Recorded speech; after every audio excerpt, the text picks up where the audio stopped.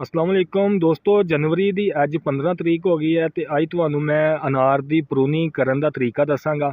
ਬਹੁਤ ਸਾਰੇ ਦੋਸਤ ਪੁੱਛਦੇ ਵੀ ਆ ਫਲ ਦੀ ਪ੍ਰੂਨਿੰਗ ਕਰਨ ਦੀ ਵੀਡੀਓ ਬਣਾਈ ਸੀ। ਉਸ ਤੋਂ ਬਾਅਦ ਉਹਨਾਂ ਨੇ ਕਿਹਾ ਕਿ ਪੌਦੇ ਦੀ ਪ੍ਰੂਨਿੰਗ ਕਰਨ ਦਾ ਤਰੀਕਾ ਵੀ ਦੱਸੋ ਸਾਨੂੰ। ਦੋਸਤੋ, ਇਸ ਵੀਡੀਓ ਦੇ ਵਿੱਚ ਤੁਹਾਨੂੰ ਮੈਂ ਪ੍ਰੂਨਿੰਗ ਕਰਨ ਦਾ ਤਰੀਕਾ ਦੱਸਾਂਗਾ। ਵੀਡੀਓ ਤੁਸੀਂ ਆਖਰ ਤੱਕ ਦੇਖਣੀ ਹੈ, ਛੋਟੀ ਜੀ ਵੀਡੀਓ ਹੈ ਤੇ ਸਾਡੇ ਚੈਨਲ ਨੂੰ ਸਬਸਕ੍ਰਾਈਬ ਕਰ ਦਿਓ ਤੇ ਵੀਡੀਓ ਨੂੰ ਲਾਈਕ ਕਰ ਦਿਓ। ਦੋਸਤੋ, ਜਨਵਰੀ ਦੇ ਮਹੀਨੇ ਦੇ ਵਿੱਚ ਅਨਾਰ ਦੀ ਪ੍ਰੂਨਿੰਗ ਕੀਤੀ ਜਾਂਦੀ ਹੈ। ਖਾਦ ਪਾਣੀ ਜੋ ਵੀ ਇਸ ਨੂੰ ਕਰਦੇ ਆ ਉਹ ਜਨਵਰੀ ਦੇ ਮਹੀਨੇ ਦੇ ਵਿੱਚ, ਜਿਸ ਤਰ੍ਹਾਂ ਖੁਸ਼ਕ ਰੂੜੀ, ਉਸ ਤੋਂ ਬਾਅਦ DAP ਖਾਦ, ਜ਼ਿੰਕ ਵਗੈਰਾ ਜੋ ਵੀ ਇਸਤੇਮਾਲ ਕਰਦੇ ਉਹ ਜਨਵਰੀ ਦੇ ਮਹੀਨੇ 'ਚ ਕਰਦੇ ਆ। ਤੁਸੀਂ ਪ੍ਰੂਨਿੰਗ ਕਰਨ ਦੇ ਵਕਤ ਇਸ ਚੀਜ਼ ਦਾ ਖਿਆਲ ਰੱਖਣਾ। ਅਗਰ ਉਮਰ ਤਕਰੀਬਨ 8 ਤੋਂ 10 ਸਾਲ ਹੈ ਪੌਦੇ ਦੀ, ਫਿਰ ਤੁਸੀਂ ਉਸ ਦੀ ਪ੍ਰੂਨਿੰਗ ਕਰਨੀ ਹੈ। ਦੋਸਤੋ, ਇਹ ਕਿਹੜਾ ਪੌਦਾ ਦੇਖ ਰਹੇ ਤਕਰੀਬਨ 10 ਸਾਲ ਤੋਂ ਉੱਤੇ ਹੀ ਇਸ ਦੀ ਉਮਰ ਹੈ। ਦੋਸਤੋ, ਇਸ ਦੀ ਮੈਂ ਪ੍ਰੂਨਿੰਗ ਕਰਾਂਗਾ ਔਰ ਤੁਹਾਨੂੰ ਇਹ ਵੀ ਦੱਸਾਂਗਾ ਕਿ ਪ੍ਰੂਨਿੰਗ ਕਰਦੇ ਵਕਤ ਤੁਸੀਂ ਕਿਹੜੀ ਚੀਜ਼ ਦਾ ਖਿਆਲ ਰੱਖਣਾ, ਕਿਹੜੀਆਂ ਸ਼ਾਖਾਂ ਕੱਟਣੀਆਂ, ਕਿਹੜੀਆਂ ਛੱਡਣੀਆਂ। ਵੀਡੀਓ ਤੁਸੀਂ ਆਖਰ ਤੱਕ ਲਾਜ਼ਮੀ ਦੇਖਣੀ ਹੈ। ਦੋਸਤੋ, ਜਨਵਰੀ ਦੇ ਮਹੀਨੇ 'ਚ ਪ੍ਰੂਨਿੰਗ ਕੀਤੀ ਜਾਂਦੀ ਹੈ। ਅਗਰ ਤੁਹਾਡੇ ਪੌਦੇ ਬਿਲਕੁਲ ਓਪਨ ਲੱਗੇ ਹੈ, ਕੋਰਾ ਅਸਰ ਕਰਦਾ, ਫਿਰ ਤੁਸੀਂ 20 ਤਰੀਕ ਤੋਂ ਬਾਅਦ ਪ੍ਰੂਨਿੰਗ ਕਰਨੀ ਹੈ। ਅਗਰ ਐਸੀ ਜਗ੍ਹਾ 'ਤੇ ਪੌਦੇ ਲੱਗੇ ਆ ਕਿ ਜਿੱਥੇ ਕੋਰਾ ਬਿਲਕੁਲ ਅਸਰ ਨਹੀਂ ਕਰਦਾ, ਫਿਰ ਤੁਸੀਂ ਜਨਵਰੀ ਦੇ ਸ਼ੁਰੂ 'ਚ ਵੀ ਕਰ ਸਕਦੇ ਹੋ, ਜਨਵਰੀ ਦੀ 10-12 ਤਰੀਕ ਨੂੰ ਵੀ ਕਰ ਸਕਦੇ ਹੋ। ਅੱਛਾ ਦੋਸਤੋ, ਅਗਰ 10 ਤੋਂ 12 ਫੁੱਟ ਤੁਹਾਡੇ ਪੌਦੇ ਦੀ ਹਾਈਟ ਹੈ, ਫਿਰ ਤੁਸੀਂ ਤਕਰੀਬਨ 5 ਫੁੱਟ ਉਹਦੀ ਹਾਈਟ ਛੱਡ ਕੇ ਉਸ ਦੇ ਉੱਪਰ ਰੱਖ ਕੇ ਤੁਸੀਂ ਕਿਹੜੀਆਂ ਨਾ ਇਹਦੀ ਕਟਿੰਗ ਕਰ ਦੇਣੀ ਆ। ਜਿਸ ਵਕਤ ਤੁਸੀਂ ਪ੍ਰੂਨਿੰਗ ਕਰਨੀ ਹੈ ਤੇ ਇਸ ਦੀਆਂ ਕਿਹੜੀਆਂ ਅੱਖਾਂ ਸ਼ਾਖਾਂ ਫੁੱਟਣ ਵਾਲੀਆਂ ਨਾ ਉਹ ਤੁਸੀਂ ਛੱਡਣੀਆਂ ਹੈ, ਠੀਕ ਹੈ। ਉਸ ਤੋਂ ਇਲਾਵਾ ਜਿਤਨੀ ਉੱਪਰ ਹੈ ਸਾਰੀ ਤੁਸੀਂ ਕਟਾਈ ਕਰ ਦੇਣੀ ਹੈ।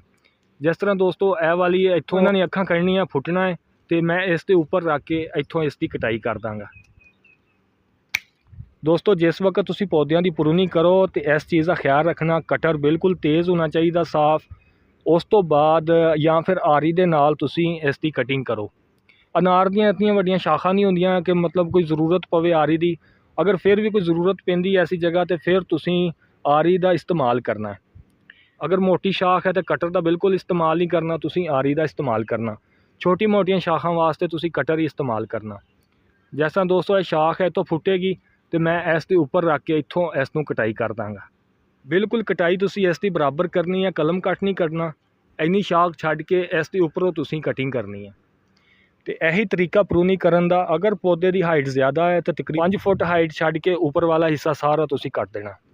ਪ੍ਰੂਨਿੰਗ ਕਰਨ ਤੋਂ ਬਾਅਦ ਦੋਸਤੋ ਇਹਦੀ ਅੱਛੀ ਤਰ੍ਹਾਂ ਤੁਸੀਂ ਗੋਡੀ ਕਰਨੀ ਹੈ। ਗੋਡੀ ਕਰਕੇ ਖੁਸ਼ਕ ਗੋਬਰ ਕਿਹੜਾ ਜਿਹਨੂੰ ਰੂੜੀ ਕਹਿੰਦੇ ਆ ਉਹ ਵਾਲਾ ਤੁਸੀਂ ਇਸਤੇਮਾਲ ਕਰਨਾ। ਉਸ ਤੋਂ ਬਾਅਦ ਤੁਸੀਂ DAP ਖਾਦ, ਪੌਦੇ ਦੀ ਉਮਰ ਅਗਰ 10 ਤੋਂ 12 ਸਾਲ ਤਾਂ ਤੁਸੀਂ 200 ਗ੍ਰਾਮ DAP ਖਾਦ, 200 ਗ੍ਰਾਮ ਦਾਣੇਦਾਰ ਜ਼ਿੰਕ ਇਹ ਵਾਲਾ ਇਸਤੇਮਾਲ ਕਰਨਾ, ਠੀਕ ਹੈ। ਅੱਛੀ ਤਰ੍ਹਾਂ ਇਸ ਦੀ ਗੋਡੀ ਕਰਕੇ ਖਾਦ ਕਿਹੜੀ ਬਿਲਕੁਲ ਇਹਦੇ ਮੁੱਢ ਦੇ ਨਾਲ ਨਹੀਂ ਪਾਣੀ, ਤਕਰੀਬਨ ਫੁੱਟ ਜਗ੍ਹਾ ਛੱਡ ਕੇ ਫਿਰ ਤੁਸੀਂ ਇਸਤੇਮਾਲ ਕਰਨਾ। ਇਹੀ ਤਰੀਕਾਕਾਰ ਹੈ ਦੋਸਤੋ ਇਸ ਦੀ ਪ੍ਰੂਨਿੰਗ ਕਰਨ ਦਾ ਔਰ ਇਹਨੂੰ ਖਾਦ ਦੇਣ ਦਾ।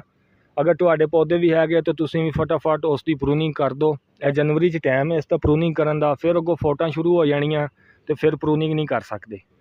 ਬਹੁਤ ਸ਼ੁਕਰੀਆ ਦੋਸਤੋ। ਜੇਕਰ ਵੀਡੀਓ ਪਸੰਦ ਆਈ ਤਾਂ ਲਾਈਕ ਕਰ ਦਿਓ, ਸਾਡੇ ਚੈਨਲ ਨੂੰ ਲਾਜ਼ਮੀ ਸਬਸਕ੍ਰਾਈਬ ਕਰਿਓ। ਮੇਰਾ WhatsApp ਨੰਬਰ ਵੀਡੀਓ 'ਤੇ ਮੌਜੂਦ ਆ। ਅਗਰ ਕੋਈ ਸਮਝ ਨਹੀਂ ਆਈ ਤਾਂ ਤੁਸੀਂ ਮੈਸੇਜ ਕਰਕੇ ਪੁੱਛ ਸਕਦੇ ਹੋ।